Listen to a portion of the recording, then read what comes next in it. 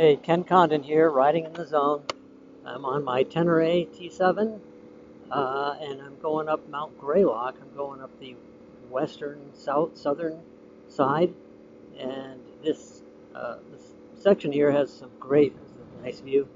There's a great couple of hairpins that are great for demonstrating uphill cornering, particularly on hairpins. People get it wrong very often. It's mostly about not their speed, but about their cornering, their lane position. As you can see here, like every corner that we talk about, if you can get a good look around the corner by setting up wide, that's great. Now, when you have a blind hairpin, not only do you want to set up wide, if you can, only if there's no car coming, it's a very narrow road. And then what you have to focus on is your exit, and make sure that you're tight to the inside of the corner.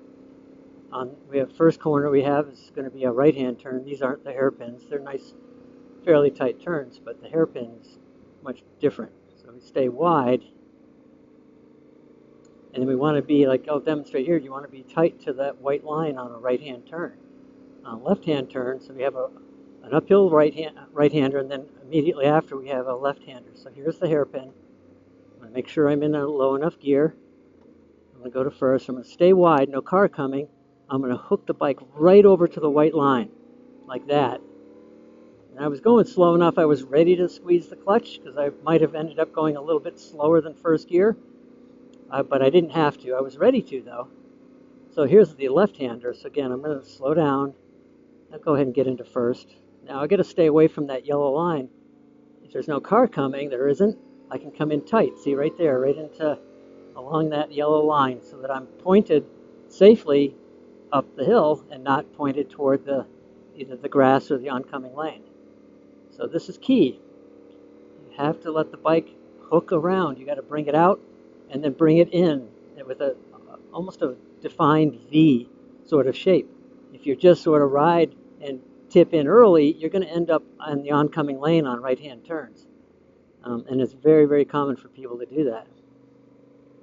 Okay, so that little lesson is key, especially if you're going to be doing corners in like the Alps, a lot of really tight hairpins, and even roads like this, and anything like along the Blue Ridge Parkway. Deals Gap, not so much, because it's really actually not as tight a turns as these, or as blind. These are like first gear hairpins that I'm talking about. All right. I discussed going uphill and how to get yourself turned around and hooked around so that you keep yourself pointed safely in your lane. This is an example of a downhill. It's going to go to the right.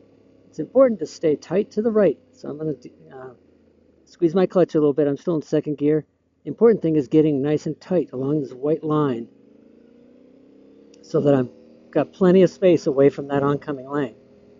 And so you have to wait a little bit and not turn in too early. Otherwise, you're going to end up pointed in the wrong direction. Now here's a left-hand turn. I'm going to trail brake here. Stay wide, get in tight, no car. I'm going to get right in tight to the yellow line. If there was a car, I would just be going slower and I'd be staying well away from that yellow line. So, but it's really important that you stay wide so that you can then cause it, kind of make a V as you go out and then drop the bike in tight at the exit. So here, out, in tight, like that. So that wasn't a hairpin, but still, same thing happens. Nervous riders turn in too early.